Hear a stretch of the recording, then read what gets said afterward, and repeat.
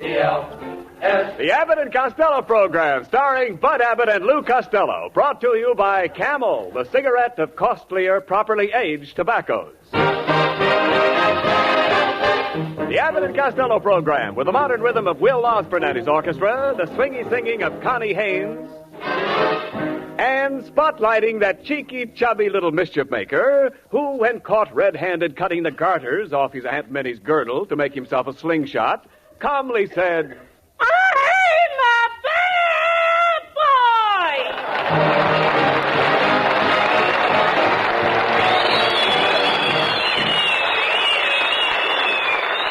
I'll say you're a bad boy, Costello. What's the idea of coming here late? The first broadcast of our new season. You're supposed to make a speech of welcome to our listeners. By the way, do you know how to make a speech? Oh, sure, I know how to make a speech. Oh, you do? Sure. Watch me. Go ahead. Ladies and gentlemen. Oh, Costello, they know they're ladies and gentlemen. I know, but it's nice to remind them of it every once in a while. Never mind that. Go ahead with your speech. Oh, yeah? Yes. All right. Now, just listen to this. All right, let me hear it. Yeah. Yeah, go ahead. All right, take it easy. I'm lost, and it's the beginning of the season. Go ahead now, never mind. Folks, we're back again, and we're going to be on the air every Thursday night for a whole year. Oh, no, not that. Oh,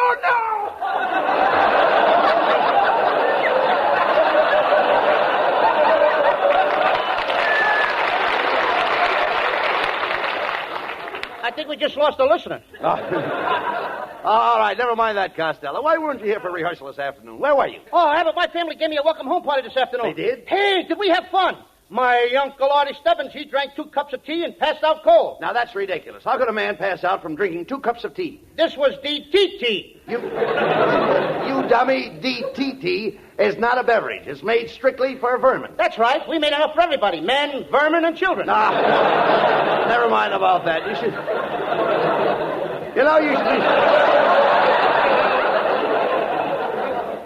You should be very proud of the way your friends welcomed you back from your vacation, Lou. I saw big signs all over your neighborhood. Oh, sure. Welcome home, our hero, Lou Costello. We love you, Lou Costello. America's ace of the airways, Lou Costello. Yeah, but Abbott. What's the matter? Oh, but those signs embarrassed me terribly. Why should those signs embarrass you? They caught me nailing them up. Oh, come on. You're impossible. Never mind that. Look, tell me about your trip back east. How did you like New York? Oh, Abbott, New York's a wonderful place. You think so? The people there are so friendly. They are. The minute you get off the train, they grab you and they smother you with kisses. They do? Yeah. Then they take you for a ride in a taxi. They hug and they kiss you. And then they take you out for dinner and they buy you champagne. And then they take you for a moonlight ride in Central Park. And then they hug you and they kiss you some more.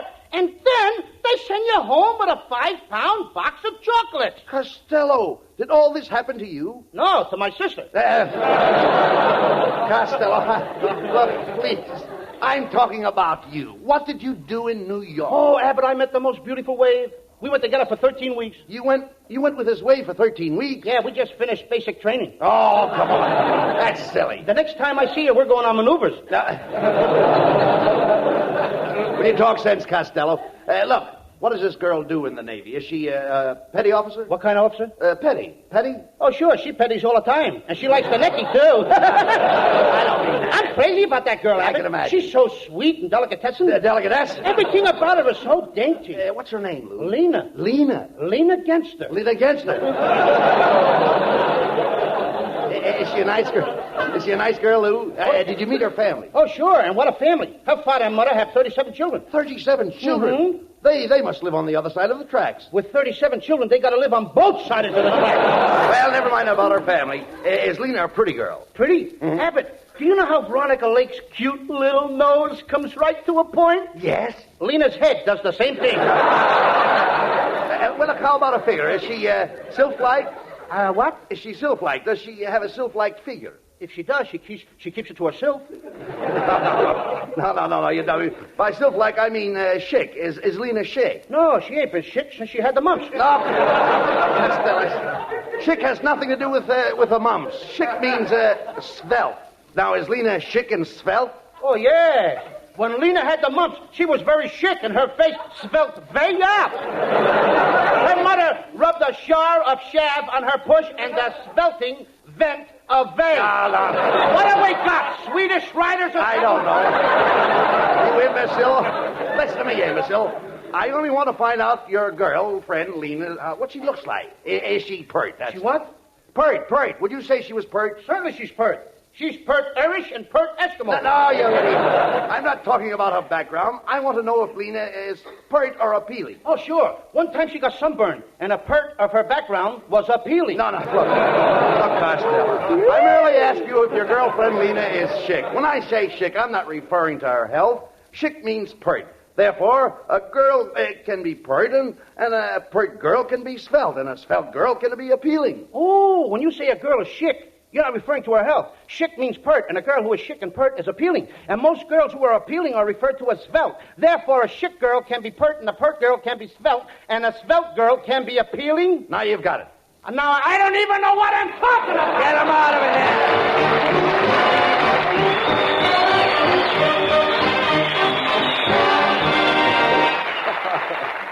Gentlemen, a masterpiece of the ridiculous. And may I make a quick jump from the ridiculous to the sublime, from the clowning to the classics, and quote a wise man named Aesop who declared some 3,000 years ago, experience is the best teacher. And true today, what we learn by experience means the most. And most civilians have learned a lot lately. For when the dealer said, sorry, no camels today, because with camels it was the service first, well, they just had to smoke what they could get. You smoked more different brands during the cigarette shortage than you'd ordinarily try in a lifetime.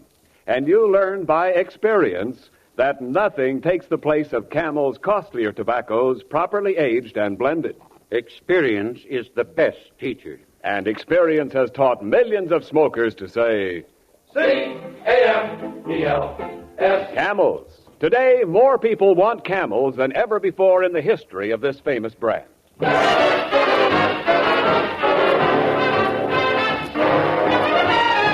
now here's Will Osborne and the orchestra with one of your favorite favorites, the Atchison, Topeka, and Santa Fe.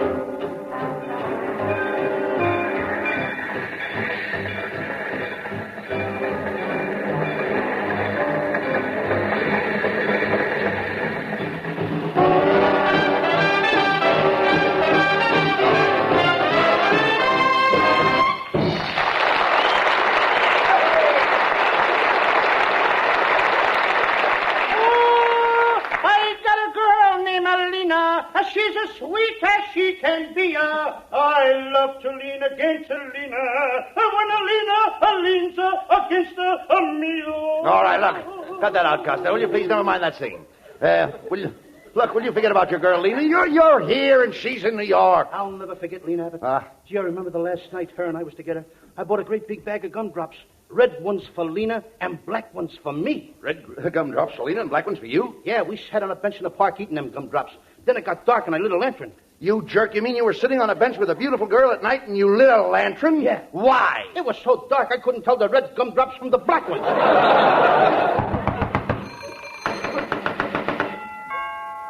Costello, is that somebody at the door? I didn't hear anything. I beg your pardon, gentlemen. I'm looking for Mr. For Mr. Abbott. Mr. Abbott? No, Costello. I'm Lou Costello. What do you want? Well, I got a telegram for you, and it's from Chicago. It's from Chicago. Chicago? Brooklyn. Where did they dig this hiccup? Here, boy, give me that telegram, please. Costello. Yeah. The boy has his hand out. What do you want me to do, read his palm? No. He's waiting for you to lay a little gratuity in his hand. Lay a gratuity? Yeah. If he'll settle for an egg, I think I can make it. Oh, that's all right. My company won't allow me to accept Money? No, tips. You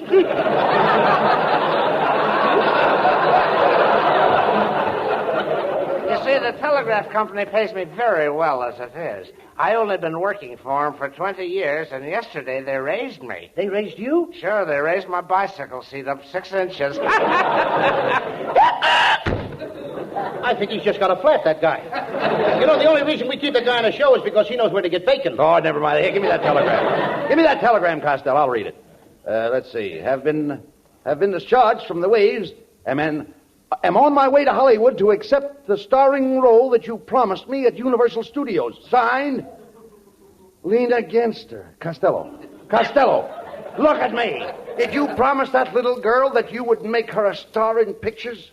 Abbott, I had to. You had to? It's the only manly thing to do. It all happened the night I bought her a bag of gumdrops. It was so romantic. Every time we reached for a gumdrop, our fingers would meet inside the sack. Then, quite by accident, I kissed her. Oh, how could you kiss her by accident? We were both chewing on the same gumdrop, and I ate past my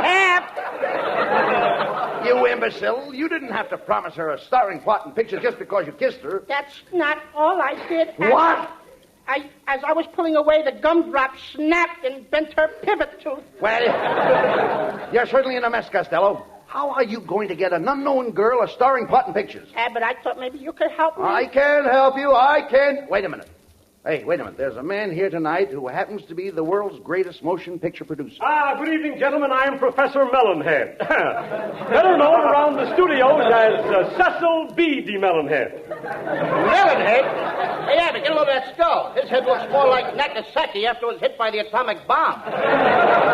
Young man, don't you scoff at my cranium. I'll have you know there's plenty inside of my head. There should be. There's nothing on the outside. Melonhead, I know how you can make a lot of money. How? Rent your head out as a skating rink for flies. Oh, now, Costello.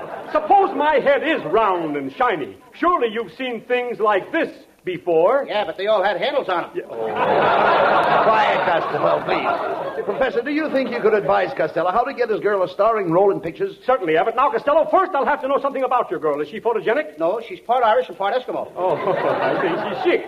Now, I'm not speaking of her extraction. I'm merely inquiring about her physiognomy. Her what? Her physiognomy. Does she have a smooth physiognomy? Gentlemen, don't discuss those things outside of barrooms. Lou Costello, you haven't got the brains of a 2-year-old child. I know, but look at the difference in our ages. Oh, please, gentlemen, we're getting no place. Costello's girl is on her way here, and he made her a promise to star in pictures. Now, we've got to do something about it. Very well, Costello. I will personally groom your girl for a screen test. Melonhead, just what do you intend to do? Well, first, I will instill her with supreme confidence. I will enhance her histrionic proclivities. I will retard her basic timidity, cram her repertoire with scintillating soliloquies, and then, with dynamic exuberance, I will embellish her cinematic latitude.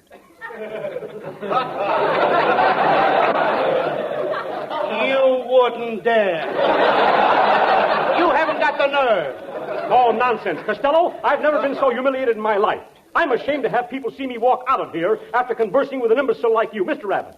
Isn't there some way I can sneak out of here without being seen? Look, Melonhead, if that's the way you feel about it, you can go out this window and down our fire escape. Thank you. Open the window. Good night, gentlemen.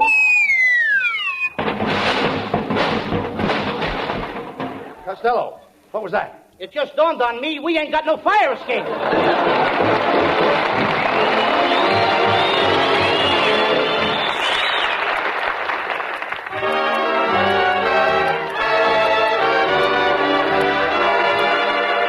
Lovely Connie Haynes is back with us again this year, and we know that's a real treat for our Camel audience. Connie sings, I'll Buy That Dream. Imagine me with my head on your shoulder, and you with your lips getting bolder, a sky full of moon and a sweet mellow tune. I'll buy that dream gown, white and flowery, and you thanking Dad for my dowry. A church full of folks and those last-minute jokes. I'll buy that dream, a honeymoon in Cairo in a brand new order gyro, then home by rocket in a wing. We'll settle down near Dallas in a little plastic palace. It's not as crazy as you think.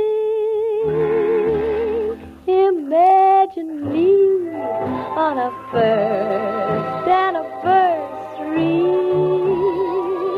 with someone like you in the nursery.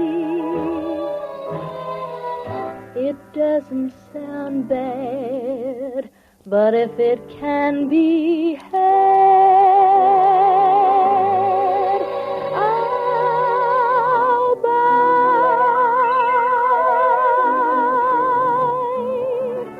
that dream.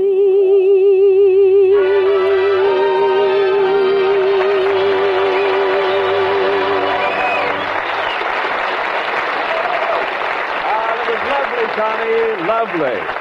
And that song's heard round the world, for this program is sent overseas to our servicemen. And I can just picture two such servicemen on their way to that magic place called home. They've been everywhere, seen everything. And now they're seeing the Statue of Liberty and the skyline they haven't seen in years. Boy, does that look good. Gosh, you never know how much you miss something until you've had to do without it. Yes, it takes the experience of doing without to make us really appreciate things we're apt to take for granted. Proving again that experience is the best teacher. Not only in the big things, but in little things, too. Cigarettes, for instance. Most of us today have had more experience with smoking different brands than we'd usually have in a lifetime. During the shortage, we had to smoke whatever we could get. And although production was at an all-time high, the volume of demand for them made them seem to be the scarcest of the scarce. And did experience teach us that there's simply no substitute for Camel's costlier tobaccos and proper aging? It certainly did. For today, more people want Camels than ever before in the history of the brand. Yes, as old Aesop said, experience is the best teacher. C-A-M-E-L-S. Camels, the cigarette of costlier tobaccos.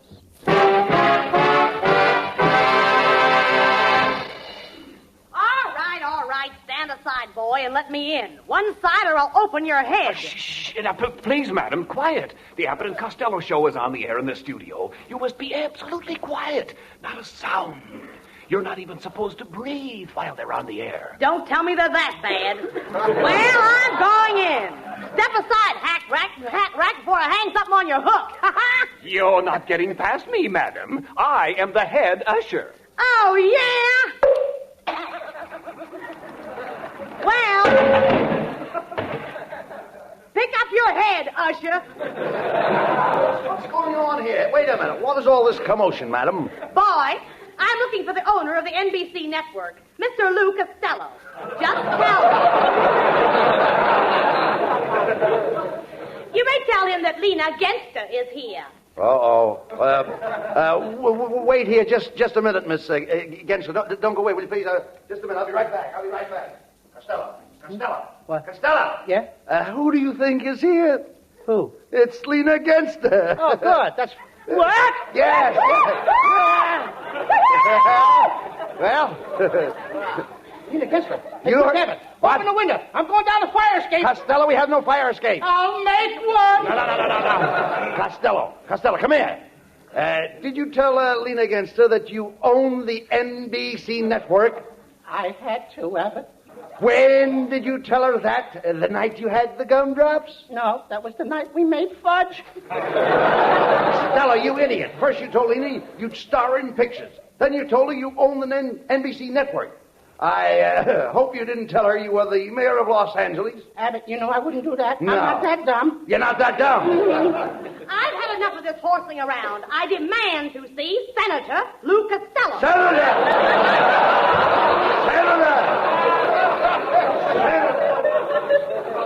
Abbott, that must have been the night we pulled Taffy.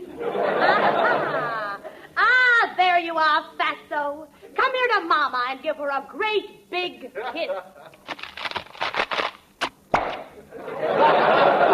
right, now put me down! Well, Bubble Nose, let's call Universal Studios and tell them the new star has arrived. We'll go right over. Go on, Costello. Get them on the phone. Hey, Abbott, what's the studio's phone number?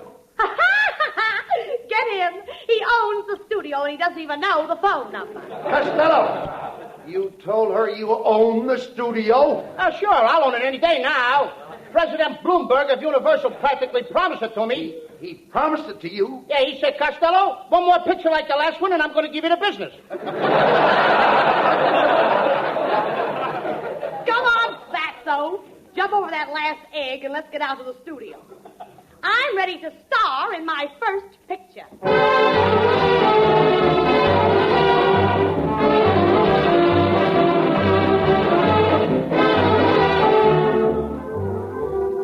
Well, here we are, Costello. Main gate to Universal Studios.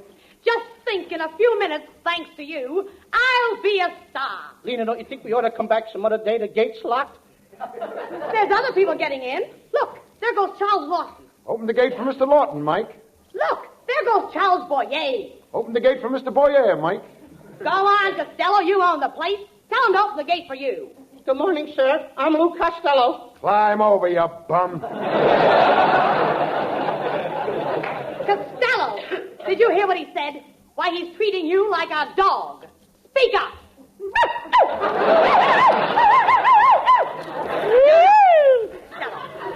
Talk to the man. Show him you're the boss. Okay. Hey, you. Did you tell me to climb over that gate? Yeah, what about it? Would you mind giving me a boost?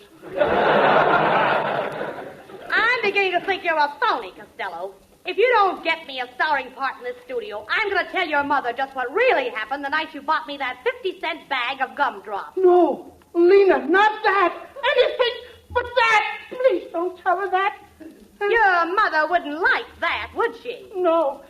She thinks those gumdrops only cost me a dime. Lena, why don't you give up this idea of being a movie star? And Hollywood is too rough and tough for a place for a girl like you. Go back to Brooklyn. They could use a good third baseman. Listen, egghead, if you don't get me that starring part, I'm going to bend your nose down till it touches your knee. I'll stick hat pins in your eyeballs.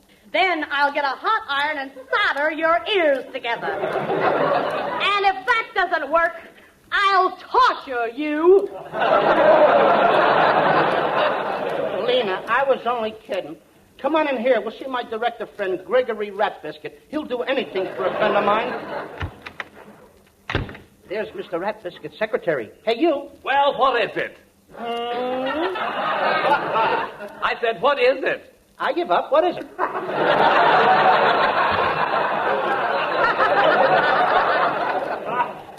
Boy, tell Mr. Ratbiscuit that Lou Costello has a friend out here that he wants to star in pictures. Well, you'll just have to wait.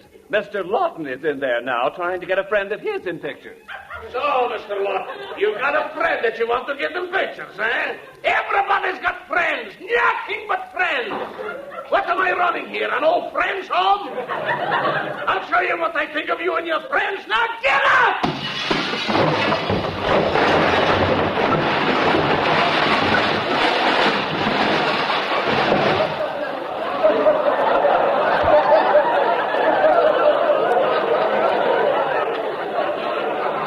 Anybody else brings a friend in here, I'll smash them to pieces. I'll jump up and down on them. I'll tear them to bits.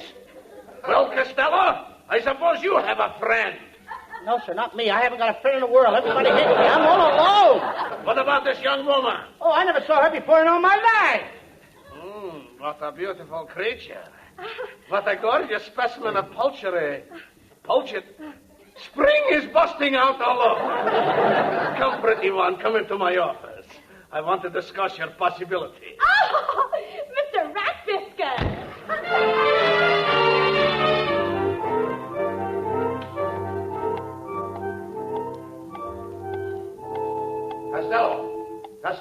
Costello. Why did you run off without me? Well, what have you done with Lena? She's been in the office with Mr. Rat Biscuit. Huh? Whew, that must have been it. Oh, boy. She's been in there since 3 o'clock, Abbott. I don't know what to do. That must be a terrific audition. Now, wait a minute. You know Rat Biscuit is a ladies' man. Oh, do you want him to steal your girl? Go in there and get Lena. I'm afraid, Abbott. Rat Biscuit was in a terrible temper. I think he's mad at me. You coward, go in there and get Lena. Okay. Well, Costello, what happened? Oh, Lena's all right, Abbott. She's in there. And you know what, Abbott? That Rat Biscuit is a swell fella. What do you mean? And he ain't mad at me anymore. Look, he even gave me a quarter. He gave you a quarter? What for? Well, he wants me to go downtown and get him a bag of gumdrops. Get him out of here!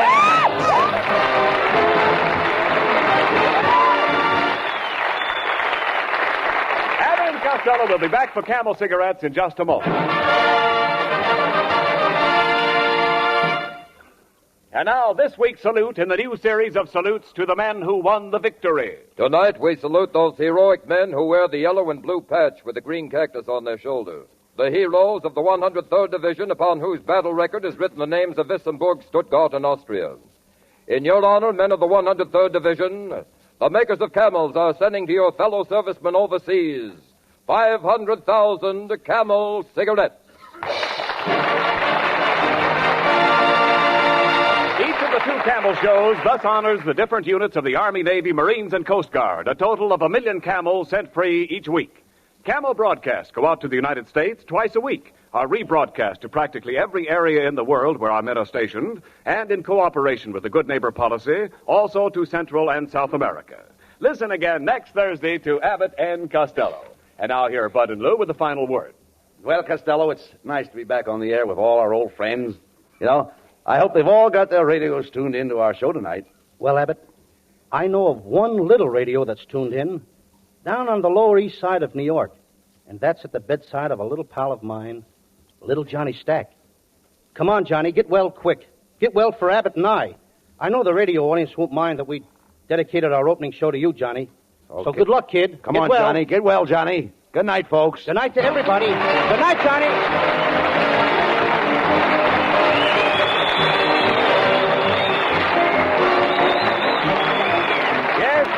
Be sure to tune in next week for another great Abbott and Costello show brought to you by Camel cigarettes.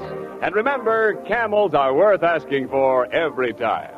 See for yourself how Camel's mildness, coolness, and flavor click with you.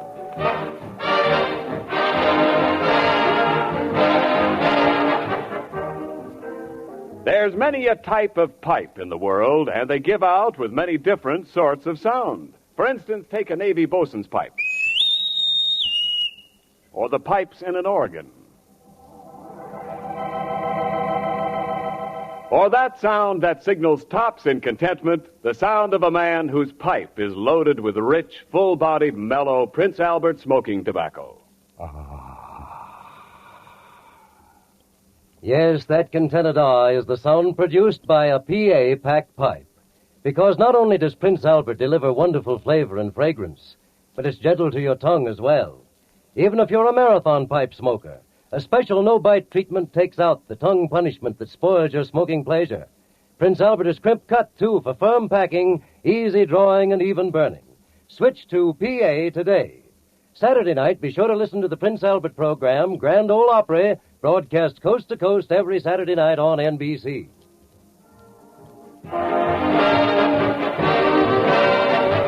The Abbott and Costello Show for Camel Cigarettes will be back at this very same time next week. Don't miss it.